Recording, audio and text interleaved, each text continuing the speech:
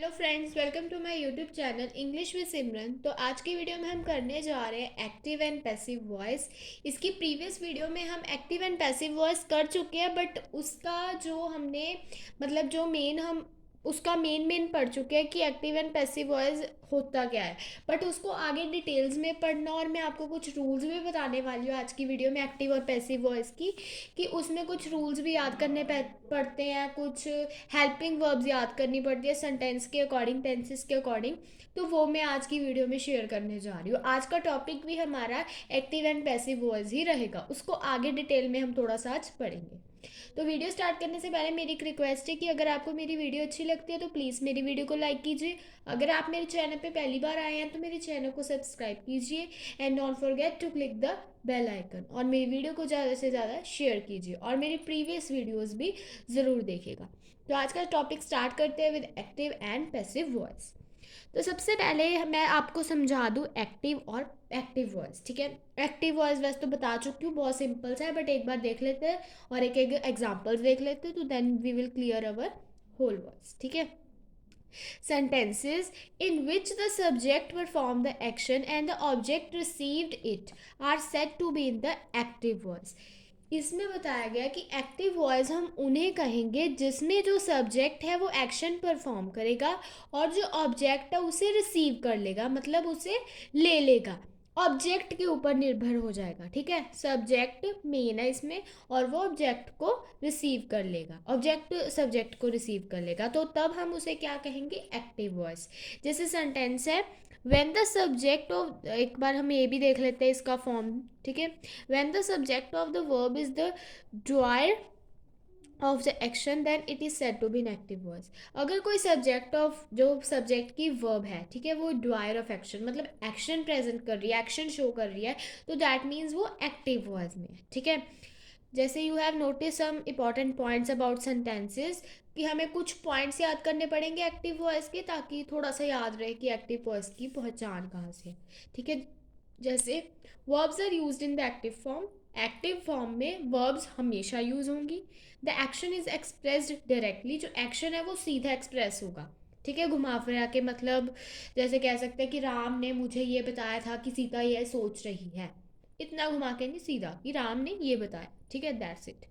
Third one is the emphasis on the subject of the word rather than the object. जो emphasis, जो pressure है वो subject पे होगा वर्ब की। ठीक है, सब्जेक्ट ऑफ द वर्ब, जो वर्ब का सब्जेक्ट है उस पे होगा एम्फोसाइज, प्रेशर, ना कि ऑब्जेक्ट में, ऑब्जेक्ट पे। एक्टिव वॉइस में सिर्फ याद करना आपने ये। ठीक है, इसकी एग्जांपल भी आई थिंक लिखी होगी, जैसे ही डू द वर्क, ये मैं अपनी तरफ से बोल रही हूँ, ही डू द वर्क। ही हमारा सब्जेक्ट है और जो हमारा एम्फोसाइज, डू जो हमारी वर्ब है, वो किस पे एम्फोसाइज कर रही है, हमारे सब्जेक्ट पे ना। प्रेशर तो ही पे है कि उसने किया है। ठीक है, ऑब्जेक्ट ने वो बात रिसीव भी कर ली।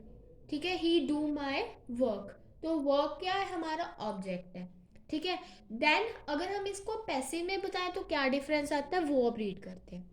Now let us consider a sentence when the subject receive the action of the verb. Such a sentence is said to be in passive verb. अब कहते हैं वो ऐसा सेंटेंस लो जिसमें जो सब्जेक्ट है वो रिसीव करता है एक्शन को, मतलब सब्जेक्ट बाद में आता है। ठीक है, एक्शन ऑफ द वर्ब, जो वर्ब का एक्शन हो रहा है वो सब्जेक्ट क्या करता है, रिसीव करता है, बट एक्टिव में ऑब्जेक्ट रिसीव करता था। ठीक है, तब हम उस सेंटेंस को क्या कहेंगे, पैसिव वॉइस। जैसे when the verb in a sentence shows that the subject is not the doer of the action, the sentence is in the passive form. जब जो हमारी सेंटेंस में वर्ब है वो शो करेगी जो सब्जेक्ट है वो एक्शन पे निर्भर नहीं है, देन हम उस सेंटेंस को कहेंगे पैसिव वॉइस। ठीक है, जैसे the cake was cut by Rita, but अगर ये जैसे सबसे पहले देखो, अगर एक्टिव में होता तो क्या लिखते, रीता कट द केक। ठीक है, Rita cut the cake, but जब हमने इसको पैसिव में बनाया तो जो हमारा केक था वो ऑब्जेक्ट था, वो क्या बन गया, सब्जेक्ट बन गया पैसिव में, और जो हमारा सब्जेक्ट रीता थी वो ऑब्जेक्ट बन गई, और बाय ने क्या किया, इस पर एम्फोसाइज किया। ठीक है, यहाँ पर ऑब्जेक्ट ने हमारी वर्ब को रिसीव किया, ना कि सब्जेक्ट। ठीक है, तो ऐसे पैसिव वॉइस में थोड़ा सा डिफरेंस हो जाता है। अब ये भी एक बार देख लेते हैं कि we generally express action in the active voice. हम अपने एक्टिव वॉइस में जब मतलब प्रेजेंट करते हैं या वो हम पैसिव वॉइस क्यों यूज़ करते हैं, ये इसमें लिखा हुआ है। जैसे firstly we prefer to use the passive voice when. हम तब पैसिव वॉइस यूज़ करते हैं जब we do not know who has done the action. जब हमें नहीं पता होता कि एक्शन आखिर में किया किसने है, मतलब जो काम हो रहा है वो किसने किया है, जब हमें नहीं पता then we will use our passive voice. जैसे my bag was stolen at the fair. यहाँ पर it is not clear who stole the bag. अभी हमें ये नहीं पता कि फेयर पे यानी कि मेले में बैग चोरी हुआ है, लेकिन ये नहीं पता किसने चोरी की है, तो तब हम क्या यूज़ करते हैं, passive voice. And second one is the cyclist was hit by a racing track. It is not clear which truck hit him. उसने साइकिलिस्ट है जो वो racing cyclist was hit by a racing truck, जो racing truck होते हैं उससे cyclist को क्या किया, हिट किया, मतलब उसने मार दिया। यहाँ पर हमें ये नहीं क्लियर कि किस ट्रक ने उसे मारा है, ठीक है। तो यहाँ पर हमारे पास जो एक्शन है वो प्रॉपर क्लियर नहीं है, तो हम then we will use our passive voice, ठीक है। तो इतना क्लियर हो गया होगा। एक की पॉइंट और याद रखो, the action is more important than who did the action और व्हाट कॉज्ड इट। जो एक्शन हो रहा है वो ज़्यादा इंपॉर्टेंट होता है, ये नहीं इंपॉर्टेंट होता कि हु डिड द एक्शन, मतलब कौन एक्शन कर रहा है, कौन काम कर रहा है, या उससे काम से क्या हुआ, वो इंपॉर्टेंट नहीं है। काम क्या हो रहा है ये इंपॉर्टेंट है, ठीक है। अब रूल का चार्ट पढ़ने से पहले एक बार इंपॉर्टेंट फैक्ट्स पढ़ लेते हैं, कुछ चीज़ें याद कर लेते हैं कि अगर हमने पैसे में बनाना हो तो क्या क्या चीज़ें याद करनी है। जैसे transformation of sentences from the active to passive form can be easily done if a few points are kept in mind. उन्होंने कहा है कि अगर आप ट्रांसफॉर्मेशन करना चाहते हो सेंटेंस की, बदलना चाहते हो सेंटेंस को एक्टिव टू पैसिव फॉर्म में, तो आपको कुछ पॉइंट्स अपने दिमाग में याद रखने होंगे। वो कौन से हैं? But we should always remember that sentences with intransitive cannot be transformed into passive voice. But हमें इतना याद रखना है कि कोई भी intransitive वर्ब की लेक्चर में मैंने आपको समझाया हुआ है, वो वीडियो देखिएगा ज़रूर। इंट्रांसिटिव वर्ब होता है जिसमें ऑब्जेक्ट नहीं होता, तो वो सेंटेंसेस जिसमें इंट्रांसिटिव वर्ब्स हैं वो पैसिव वॉइस में नहीं चेंज हो सकता, क्योंकि मैंने आपको पहले ही बताया कि पैसिव वॉइस में तो ऑब्जेक्ट जो है वो सब्जेक्ट का काम करता है, मेन काम करता है। अगर ऑब्जेक्ट ही नहीं होगा तो देन हमारी जो पैसिव वॉइस है वो कंप्लीट नहीं हो सकती, ठीक है। जैसे सेकंड की पॉइंट है, ओनली दो sentences in the active voice that have transitive verbs and therefore objects can be change into the passive voice. सिर्फ वही सेंटेंसेस चेंज होंगे एक्टिव वॉइस जिसमें एक्टिव वॉइस में उनके साथ ट्रांसिटिव वर्ब होगा और उनका ऑब्जेक्ट भी होगा, वही पैसिव वॉइस में चेंज हो सकते हैं। अगर ऑब्जेक्ट नहीं है then we will not change into the passive voice. Third one is future continuous and perfect continuous tenses do not have passive form.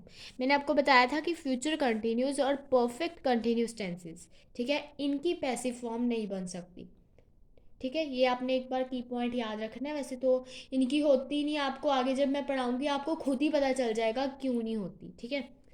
Next one is ditransitive verbs can have two passive forms because they have two objects. जो ditransitive verbs होती हैं उनके पास दो objects होते हैं, ठीक है। To passive forms होती है उनकी क्योंकि उनके पास दो ऑब्जेक्ट हैं। जितने ऑब्जेक्ट उतनी पैसिव फॉर्म्स बना सकते हो। This is explain letter in the lesson in detail. ये हम आगे पढ़ेंगे। आपको डी ट्रांसिटिव वर्ब का कुछ नहीं पता होना चाहिए, बस थोड़ा सा की पॉइंट जो हम कहते हैं कि वॉइस स्टार्ट करने से पहले थोड़े से पता होने चाहिए, तो मैंने आपको वो बता दी, ठीक है। अब जो सबसे इम्पॉर्टेंट पार्ट है जो आज हम करने जा रहे हैं दैट इज़ अ चार्ट। ये चार्ट आपको आना बहुत ज़रूरी है। मैंने आपको एक बार ये समझा दिया तो आप बिल्कुल क्लियरली कह दोगे कि हाँ इसके मतलब हमें बिल्कुल वॉइस अच्छी तरह से समझ आ गई। आपको अलग अलग भी नहीं समझना पड़ेगा, इसमें एक ही वर्ब यूज़ हो रही है और उसी को मैं आपको समझाऊंगी कि कैसे ट्रांसफॉर्मेशन होती है। जैसे सिंपल प्रेजेंट का एक एक्टिव वॉइस है ग्रोस, ठीक है। ग्रोज आपको पता है कि सिंपल प्रेजेंट में एस और एस लगता है, ठीक है, विद सिंगुलर, ठीक है। तो यहाँ पर ग्रोज लग गया। बट अगर आपने इसको पैसिव फॉर्म में चेंज करना और सेंटेंस सिंपल प्रेजेंट में है तो आप इज और आर का यूज़ करोगे। वर्ब की थर्ड फॉर्म में आपको बता चुकी हूँ, लगेगी ही लगेगी, ठीक है। इज और आर जैसे आप यहाँ पर नोटिस कर रहे हो कि एक स्टेप आगे बढ़ता है, इनडेफिनेट के बाद क्या आता है, कंटिन्यूस, ठीक है। तो वैसे ही एक स्टेप पैसिव में आगे होता है। अगर ये नई पॉइंट समझ आया आपको तो आप ऐसे जैसे मैंने आपको अब समझाया कि जो एक्टिव वॉइस में ग्रोज सिंपल प्रेजेंट में, ठीक है, तो जब पैसिव फॉर्म वॉइस में चेंज करोगे तो उसके साथ इज और आर यूज होगा और उसके साथ वर्ब की थर्ड फॉर्म यूज होगी, ठीक है। Then second one is present continuous. जब प्रेजेंट कंटिन्यूस में आए सेंटेंस तो एक्टिव वॉइस में तो टेंसेस के अकॉर्डिंग ही आएगा, इज और आर लगा होगा और आई एन जी लगा होगा वर्ब के साथ, ठीक है। बट जब उसे पैसिव में चेंज करोगे तो इज और आर लग जाएगा।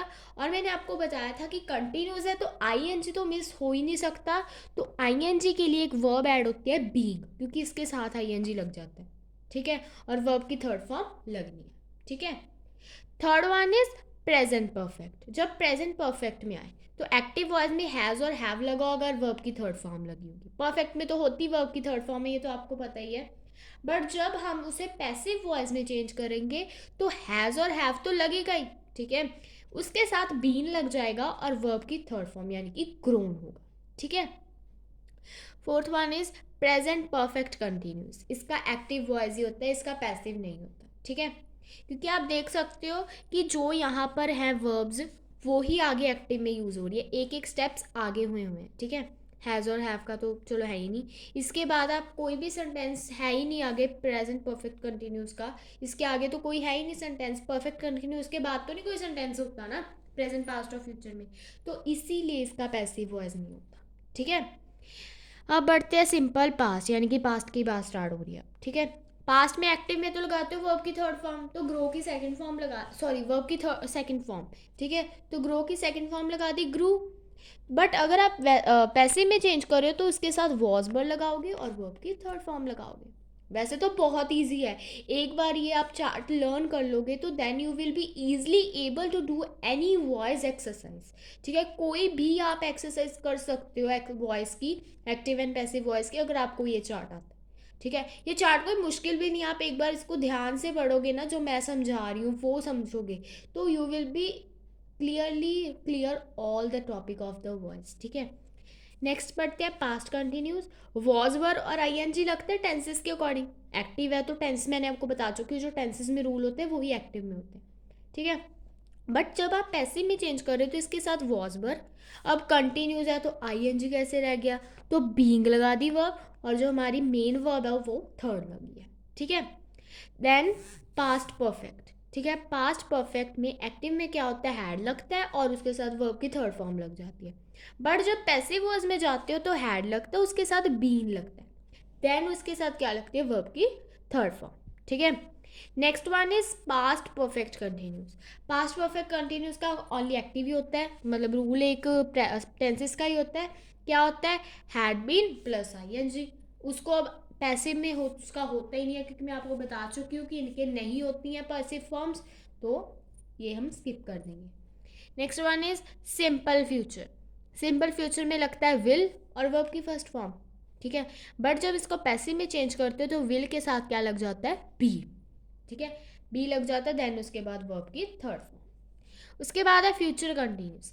फ्यूचर कंटिन्यूस में एक्टिव में लगता है विल बी और आई एन जी, ठीक है। ये तो रूल्स वाली जो मैंने आपको टेंसेस की वीडियो बनाई हुई है वो देखिएगा, ताकि आपको एक्टिव का समझ आ जाए, फिर पैसिव का समझना तो बिल्कुल ईजी है, ठीक है। विल बी और आई एन जी, इसकी पैसिव फॉर्म नहीं होती, ठीक है। उसके बाद फ्यूचर परफेक्ट। फ्यूचर परफेक्ट में होता है एक्टिव वॉइस विल हैव लगता है और वर्ब की थर्ड फॉर्म लगती है, ठीक है। पैसिव वॉइस में विल हैव बीन लगता है और उसके बाद वर्ब की थर्ड फॉर्म लगती है, ठीक है। कुछ कुछ ऐड होता है, इसमें बीन ऐड हो गया, इसमें बी ऐड हो गया, ठीक है, ऐसे ऐड हो जाता है थोड़ा सा। फ्यूचर परफेक्ट कंटिन्यूस टेंसेज में एक्टिव वॉइस में लगता है will have been plus I N G, ठीक है। ये ज़रूर मैं आपको बार बार कह रही हूँ कि टेंसेस के रूल आने आपको बहुत इंपॉर्टेंट है to understand the active voice, क्योंकि अगर एक्टिव वॉइस आएगी तभी पैसिव पे जा सकते हो। पहले पैसिव समझोगे देन एक्टिव तो कभी भी नहीं आप ये समझ सकते, ठीक है। तो इसकी पैसिव वॉइस तो होती नहीं है, ठीक है। तो बस यही मैंने आपको टेंसेस के अकॉर्डिंग एक्टिव और पैसिव में चेंज करके दिखा दिया कि डिफरेंस कहाँ आता है और किन की पैसिव फॉर्म्स नहीं होती है, ठीक है। तो आज की वीडियो में बस इतना ही। आज की वीडियो में हमारा जो एक्टिव एंड पैसिव वॉइस का टॉपिक है वो बिल्कुल कंप्लीट हो चुका है। तो आई होप आप सबको वीडियो अच्छी लगी होगी, समझ आई होगी। अगर आपको वीडियो अच्छी लगी तो प्लीज़ मेरी वीडियो को लाइक कीजिए।